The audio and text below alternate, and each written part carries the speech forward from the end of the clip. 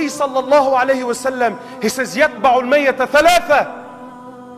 He says, three things will follow you to the grave. He says, أَهْلُهُ وَمَالُهُ وَعَمَلُهُ. He says, three things will follow you, my brother, to the grave. He says, your family, your wealth, and your a'mal. He says, two things will come back, and only one thing will remain with you there. Brother, paint it how you want. This is the reality, because Rasulullah sallallahu alaihi wasallam la yantiqu alil hawa. He doesn't speak from his own vain desires. Rather, what he speaks is revelation from Allah. And you try this. I've tried it many times when you go to the funeral. And I remember asking myself, how does your wealth follow you to the grave? So I remember one time, someone in the area, no need to mention names, some big timer, was shot. And naturally, at the mosque, all the boys, all the tats, all the big gold chains, the Gucci hats, the Lamborghini Gallardo parked outside. And this all followed him to the grave. The money went. The Louis Vuitton shoes and the Breitling watches with the diamond bezels, and so all of this followed the man to the grave. They buried the man. 20 minutes later, everyone's walking away, and sure, where are we going to go eat? What are we going to do? The family sat there, made dua, couple of tears, walked back, and what was he left with, my brother? Nothing. He was left with nothing.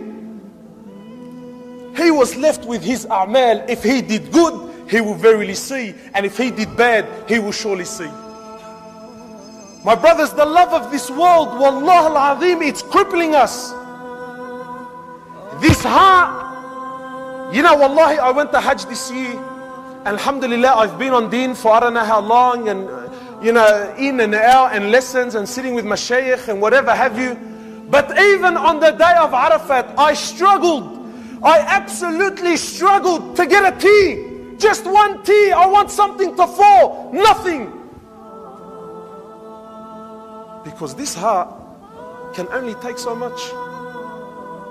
And this heart, instead of filling it up with the love of Allah, I filled it up with the love of this dunya.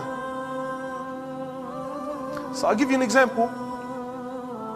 I want you to imagine now one of the brothers bought a Mercedes Benz, bought a brand new car, whatever it is, bought a brand new car, parked it in the driveway, and the next morning, the car's gone.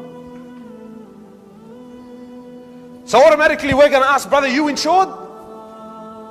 And we're holding on to the reply. If he says yes, alhamdulillah. If he says no, your heart is going to burn.